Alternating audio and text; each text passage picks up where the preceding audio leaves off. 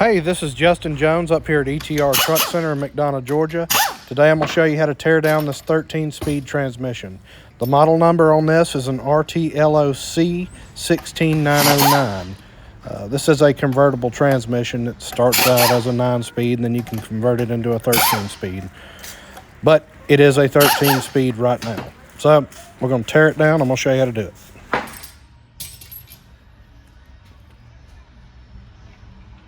They crush that down when they put the top on there. I'm going to have to beat that out. There's really not a good way of getting these out when they're smashed down like this. This pin is bent due to improper top alignment. Somebody just stuck the top on there and just bolted it down and bent that pin down. So you got to kind of knock it out with something.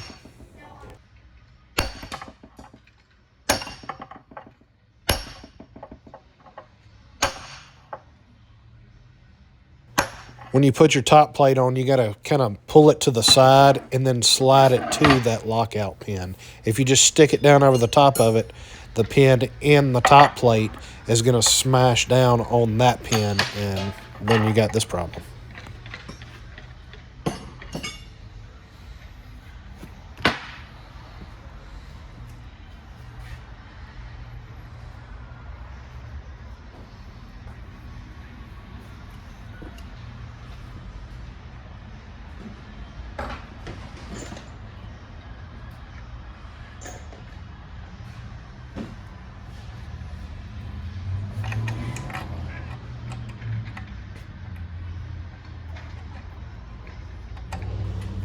I'm just going over this with a plunger. I forgot to grab the spring and the little guide, but I'm just going over it to make sure that it's not damaged on the inside or anything like that.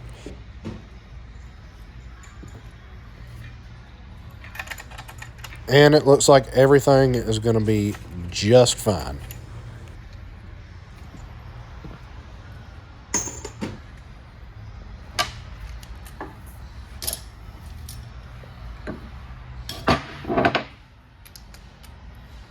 Going to be a boring couple minutes here of me just taking stuff loose. 9/16 socket takes all these perimeter bolts and all your cap bolts here. The splitter housing down at the bottom is going to take a 1/2-inch socket.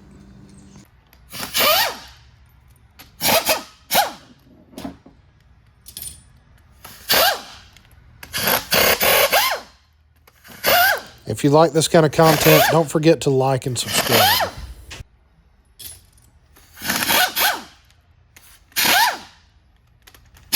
You can tear this whole transmission down with a 7/16 socket, 9/16, 1/2-inch, 15/16, 3/4, and a 5/8 socket. All of those will tear this thing completely down.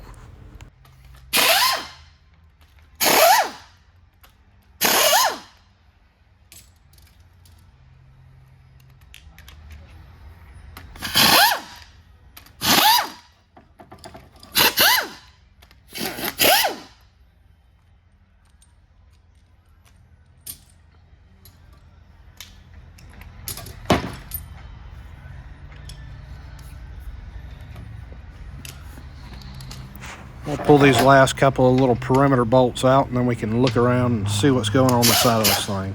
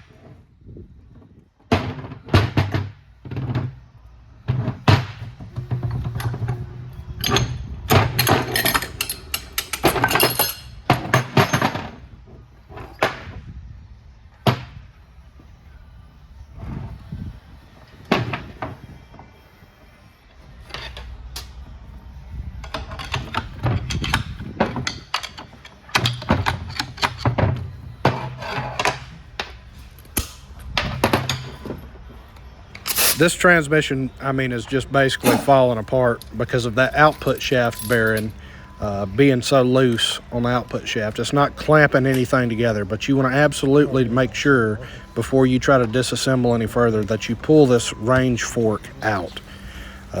These 2 bolts that I'm pulling out here, that has to be done a lot of times before those counter shafts can come out.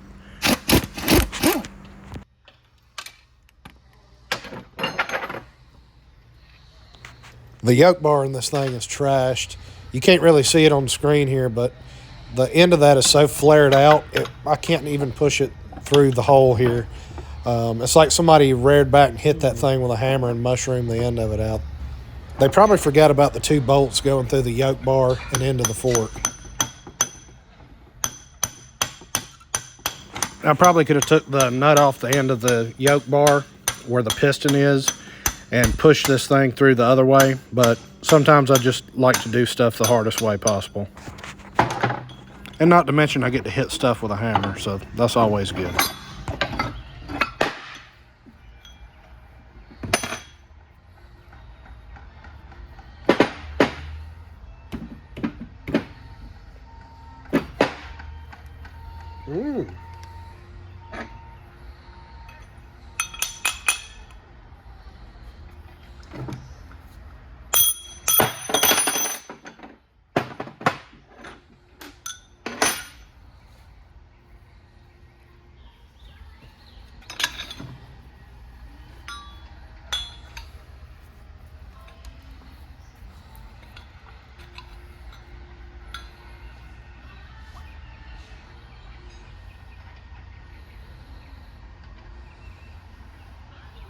It's definitely been out before.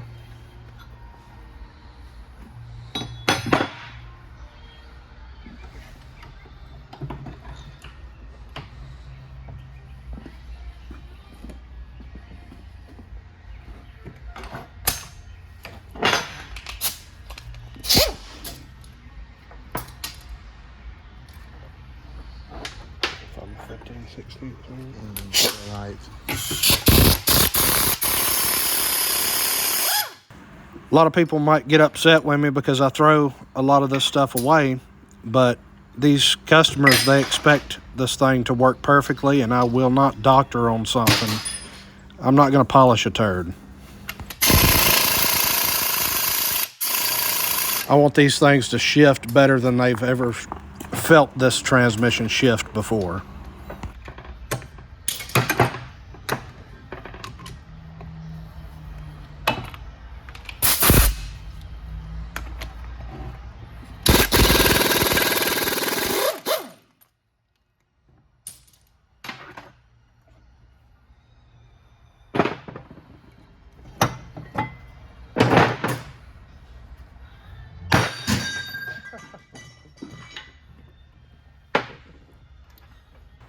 If you're watching this for the first time and you haven't hit that subscribe button, you need to go ahead and do that. I'm going to be putting a lot more of these videos out here on these transmissions.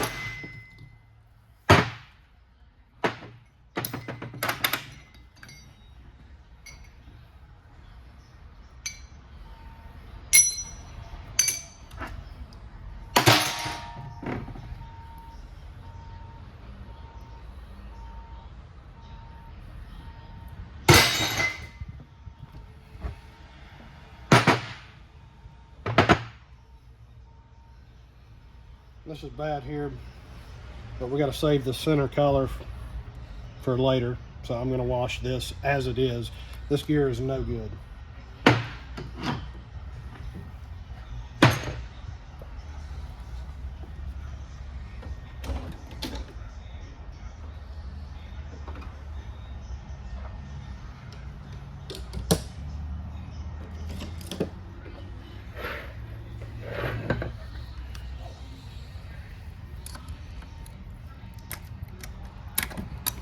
My brother does a pretty good job of getting in here where you can see what I'm doing right here as I'm working on this front box.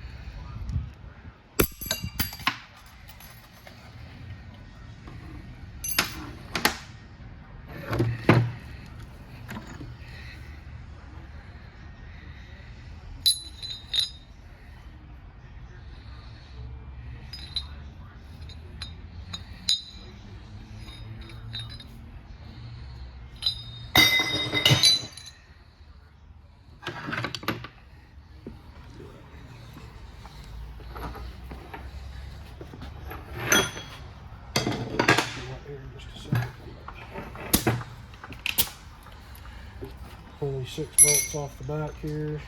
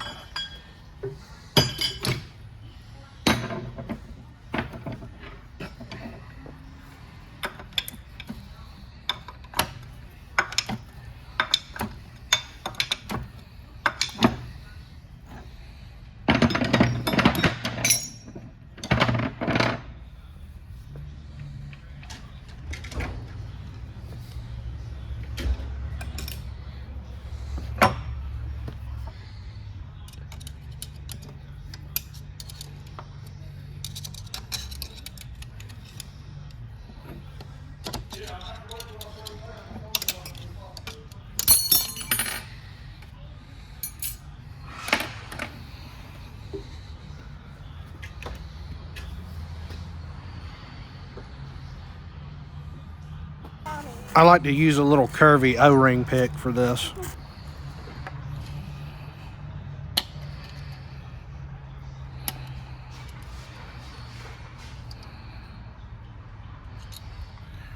Just got it out of the groove. And come back in with a pry bar. Like that. And pry it out.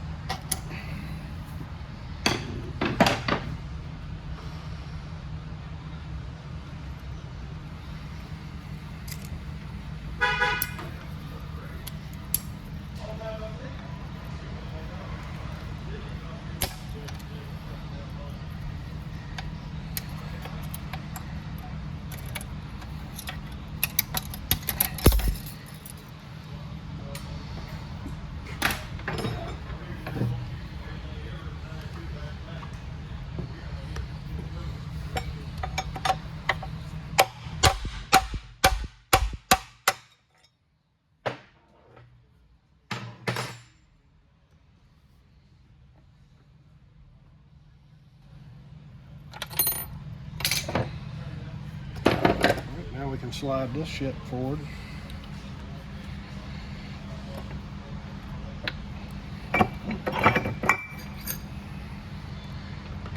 Pull that off.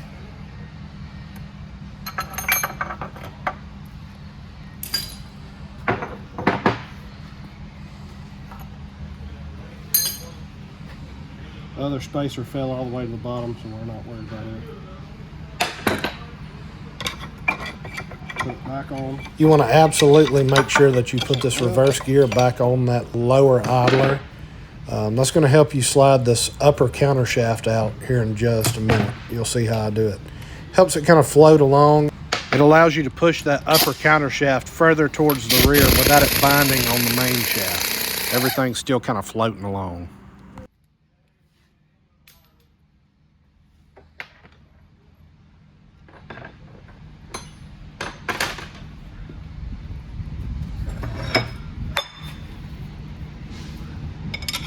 Knock it back. Make sure that your bar is small enough that you don't gall the threads up on the inside of that counter shaft.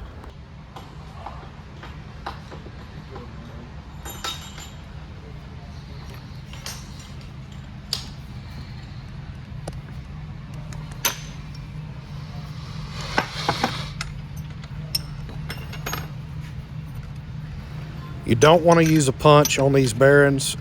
If you do, you're going to have a bad time, I promise. Use the right tool, get yourself a puller, and do it the way that I'm doing here.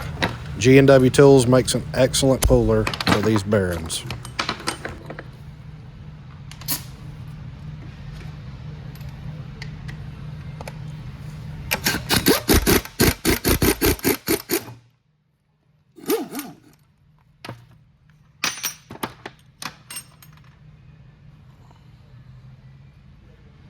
When you do that, it's going to push your bearing out in the front. Just like that. Bearing. Get your hook. You want to make sure that we have this all the way forward. So we need to grab it. We're going to move it as far up as we can get it. Come back in here, collapse reverse, and up and out.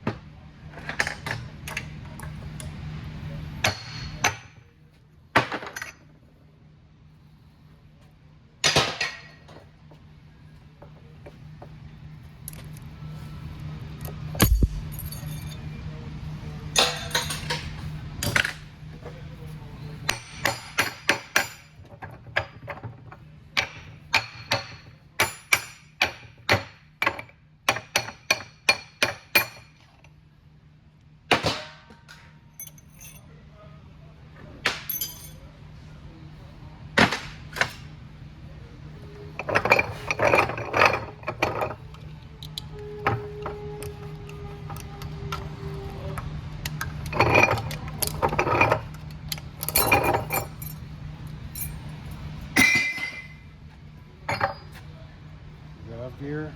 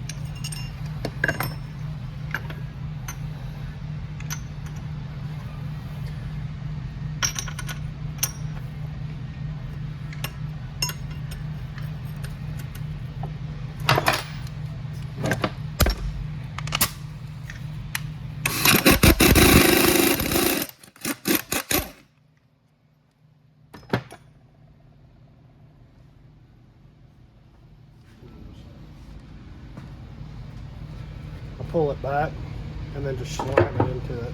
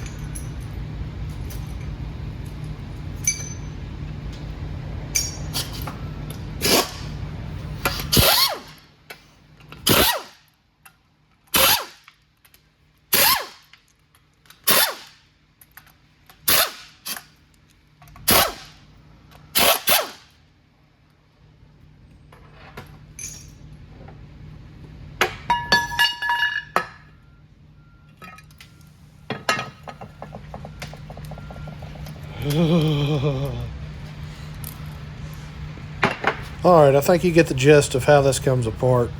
If you like these videos, don't forget to like and subscribe. Thank you guys for watching.